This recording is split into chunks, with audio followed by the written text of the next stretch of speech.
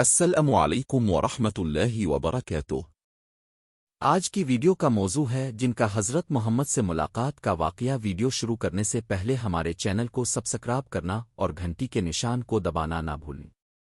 مکہ معظمہ میں ولید نامی کافر رہا کرتا تھا۔ اس کا ایک سونے کا بت تھا جس کی وہ پوجا کیا کرتا تھا۔ ایک دن اس بت میں حرکت پیدا ہوئی اور وہ کہنے لگا، لوگو، محمد اللہ کا رسول نہیں ہے، اس کی تصدیق مت کرنا، معاذ اللہ۔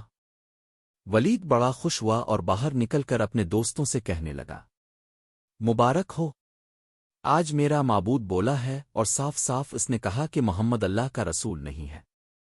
یہ سن کر لوگ اس کے گھر آئے اور دیکھا کہ واقعی اس کا بت یہ جملے دہرا رہا ہے۔ وہ لوگ بہت خوش ہوئے اور دوسرے دن ایک عام اعلان کے ذریعے ولید کے گھر میں ایک بہت بڑا اجتماع ہو گیا تاکہ اس دن لوگ بت کے منہ سے وہی جملہ سنیں۔ اس بڑے اجتماع میں ان لوگوں نے حضور اللہ کو بھی دعوت دی تاکہ حضور صلی اللہ علیہ وآلہ وسلم خود تشریف لا کر بت کے منہ سے وہی جملے سنیں۔ چنانچہ حضور بھی تشریف لائے۔ جب نبی کریم صلی اللہ علیہ وآلہ وسلم تشریف لائے تو بت بول اٹھا، اے لوگو، خوب جان لو کہ محمد اللہ کے سچے رسول ہیں، ان کا ہر ارشاد سچا ہے اور ان کا دین حق پر ہے، تم اور تمہارے بت جھوٹے ہیں جو تمہیں گمراہ کرنے والے ہیں۔ اگر تم اس سچے رسول پر ایمان نہ لاؤ گے تو جہنم میں جاؤ گے، پس عقلمندی سے کام لو اور سچے رسول کی غلامی اختیار کر لو۔ بت کی یہ باتیں سن کر ولید بڑا گھبرایا اور اپنے معبود کو پکڑ کر زمین پر دے مارا اور اس کے ٹکڑے ٹکڑے کر دیے۔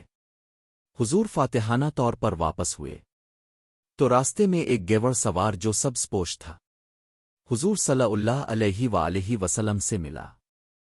اس کے ہاتھ میں تلوار تھی جس سے خون ٹپک رہا تھا۔ حضور نے فرمایا، تم کون ہو؟ بولا، میں جن ہوں اور آپ کا غلام اور مسلمان ہوں، جبل طور میں رہتا ہوں، میرا نام معین بن البر ہے، میں کچھ دنوں کے لیے کہیں باہر گیا ہوا تھا، آج گھر واپس آیا تو میرے گھر والے رو رہے تھے۔ میں نے وجہ پوچھی تو معلوم ہوا کہ کافر جن جس کا نام مسفر تھا وہ مکہ میں آ کر ولید کے بت میں گھس کر حضور کے خلاف فضول گوئی کر گیا ہے، اور آج پھر وہ یہی بکواس دوبارہ بت میں گھس کر کرنے والا تھا۔ اس سے پہلے وہ اب کے متعلق بکواس کرتا رسول مجھے سخت غصہ آیا، میں تلوار لے کر اس کے پیچھے دوڑا اور اسے راستے میں قتل کر دیا۔